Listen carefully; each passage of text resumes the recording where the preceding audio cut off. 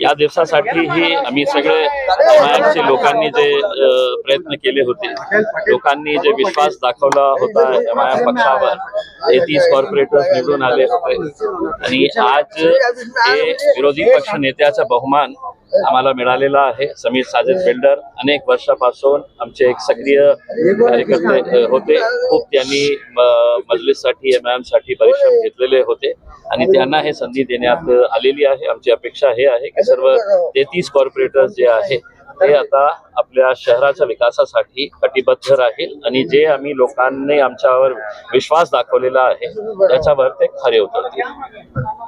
एक महत्त्वाचं म्हणजे छत्रपती संभाजीनगर औरंगाबाद शहर तुम्ही जे म्हणतात, या शहराला पाण्याचा प्रश्न जो आहे तो गंभीर आहे. उन्हाळा देखील आलाय आणि अशामध्येच बरेच जण आहेत, कोणी नेते बोलायला तयार नाहीत सध्या. काय आहे की आमच्या माहितीप्रमाणे हे जे कंपनी जे काम करत आहे यांनी सगळ्यांना मॅनेज केलेले आहे आणि सगळ्यांना मॅनेज केलेले आहे. मी आपल्याला या महानगरपालिकेमध्ये उभे राहून तुम्हाला एक खूप जबाबदारीने हे बोलतो, कारण ज्या स्कीम जितक्या पैशाने जे सुरू झाली होती, आज त्याचे एस्केलेशन जे आहे आम्ही समजू शकतो की 5% 10% जे आहे ते एस्केलेशन होऊ शकतं, पण इतक्या मोठ्या संख्येने म्हणजे कोट्यवधी रुपयाचे एस्केलेशन होत आहे. आणि इश्यू काय आहे की 50 किलोमीटर पासून आपल्याला लाईन टाकायची होती, शहरामध्ये जे लाईन ऑलरेडी आहे त्याला दुरुस्त करून नवीन लाईन टाकायची होती आणि एक 52 टाक्या आपल्याला उभे करायचं होतं. तर अशा का झालेला आहे इतकं मोठं की जे ओरिजिनल कॉस्ट होती त्याच्यापेक्षा किती पटीने हे जास्त त्याचा रेट आता काढण्यात आलेला आहे. आणि त्याच्यामध्ये हे वॉटर वर्क्सचे जे मंत्री आहे तेही याच्यामध्ये सामील आहे आणि खूप सारे. नाही तर आमची मागणी हे आहे की याची inquiry anti corruption bureau, central anti corruption bureau जे CBIचा विंग आहे, महाराष्ट्र सरकारच्या अँटी करप्शन ब्युरोची बाब बोलत नाही मी सेंट्रल ब्युरो ऑफ इन्व्हेस्टिगेशन. आता मी जे हे आरोप करत आहे त्या आरोपमध्ये तथ्य नाही आहे, मग तुम्ही हे मागणी करणार आहे का? ही मागणी मी भारतीय जनता पार्टीच्या सगळ्या लोकप्रतिनिधींना, आमदार, खासदार, मंत्र्यांना, एकनाथ शिंदे साहेबांच्या सगळ्या मंत्र्यांना, पालकमंत्र्यांना आणि जे दुसऱ्या पक्षांचेही नेते आहे ते सगळं मिळून आपण याच्यामध्ये काही झोल झालेला नाही आहे, काही पैशाचा विल्हेवाट झालेला नाही आहे, हे आपल्याला मान्य नसेल तर मी जे मागणी करत आहे की CBIच्या अँटी करप्शन ब्युरोच्या मार्फत आपण याची इन्क्वायरी लावणार आहे का, की हे जे कोट्यवधी रुपये जे हैदराबाद बेस्ड कंपनी आहे त्यांना कशा प्रकारे सगळे लोकांना मॅनेज केलेले आहे हे सगळ्यांना माहित आहे.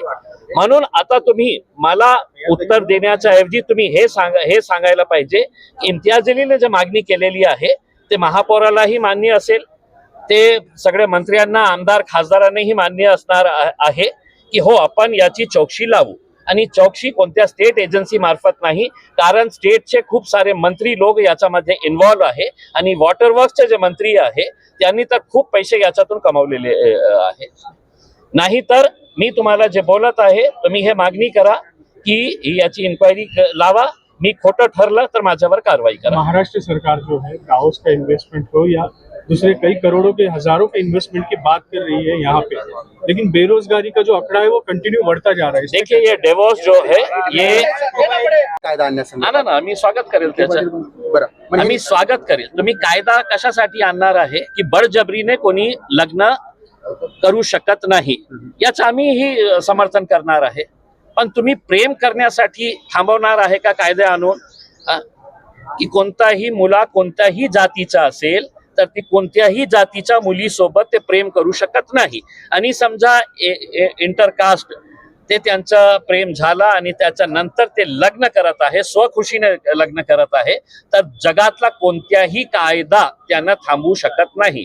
हे अशा प्रकारचे घाणेरडे मुद्दे आणून ते मुख्य मुद्दे जे आहे त्याला भटकवण्याचा प्रयत्न हे करत आहे. बरं, ते आपण पाहतोय ज्या ठिकाणी सर्व कारभार चालतो, मंत्रिमंडळ जिथून चालतं, तर त्या ठिकाणी लाच घेताना नरहरी झिरवळ यांचे अतिशय जवळचे कर्मचारी आढळलेले होते. त्यानंतर अशा काही घटना ज्या आहेत त्या इतर काही म्हणजे छोटी मंत्रालय महानगरपालिकेत सुद्धा घडू शकतात किंवा असं होऊ शकतं. बहुतेक त्यांचे जे पक्षातले मोठे नेते आहे त्यांना ट्रेनिंग दिली नसेल की बाबा पैसे खायचे असेल तर मंत्रालयामध्ये आणू नये, पैसे खायचे असेल तर कोणत्या हॉटेलमध्ये बोलवा, तुमच्या घरीमध्ये पैसे पाठवा, हे ट्रेनिंग द्यायला पाहिजे आहे. त्यांच्याकडे खूप सीझन्ड असे भ्रष्टाचारी लोक आहे की त्यांनी नरहरी झिरवळेला सांगितलं असते की बाबा कशाला तू मंत्रालयामध्ये पैसे घेतलं, आम्ही तुम्हाला सांगतो ना कुठे कुठे पैसे घ्यायचं असतं.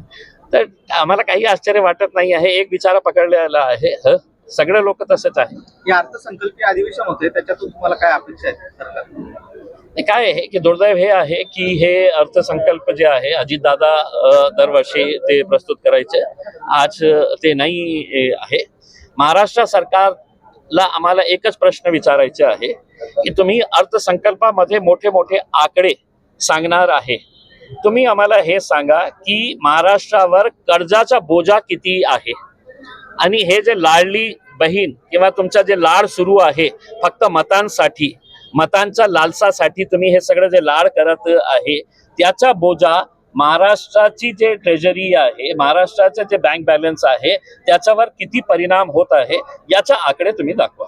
पण असं जरी असलं तरी या लाडक्या बहीण योजनेवर कोणताच परिणाम होणार नाही किंवा ती बंद होणार नाही असं ते फडणवीस म्हणले. पण ग्रॅज्युअली तुम्ही सांगा ना आम्हाला की किती लोकांचं, हजारोंच्या संख्येने नाही लाखोंच्या संख्येने त्याचा आकडा ते कमी करत आहे. म्हणजे निवडणूक आली तर सगळे बहीण त्यांचे लाडली होते, निवडणूक संपल्यानंतर जिंकल्यानंतर इतके लाख लोक आम्ही कमी करत आहे, तुम्हाला ते पैसे देणार नाही आहे करके. मग तर फक्त पैसे बंद करणार आहे का त्यांच्यावर FIR ही करणार आहे? कारण ते पैसा जे आहे ना ते देवेंद्र फडणवीसच्या खिशातून गेलेले नाही आहे, एकनाथ शिंदेच्या खिशातून गेलेले नाही आहे, ते माझ्या आणि तुमच्या पैसा आहे. टॅक्स आम्ही जे भरतो प्रामाणिकपणे ते आमचा पैसा आहे, कोणीतरी असाच लाटून घेतलेला आहे. आणि आता ते सरकार म्हणत आहे की आता पुढे त्यांना देणार नाही, जे दिलेले आहे ते पैसा तुम्ही परत घेणार आहे का, हे आम्ही प्रश्न त्यांना विचारतो. Okay, thank you sir. ये डेवोस के अंदर जितना मंत्रिमंडल जाता है, मुख्यमंत्री जाते हैं, वहां पे अगर देखेंगे कि जो हमने इतने लाख करोड़ रुपए के हमने है तो एग्रीमेंट साइन किए हैं, ये कौन से एग्रीमेंट होते हैं?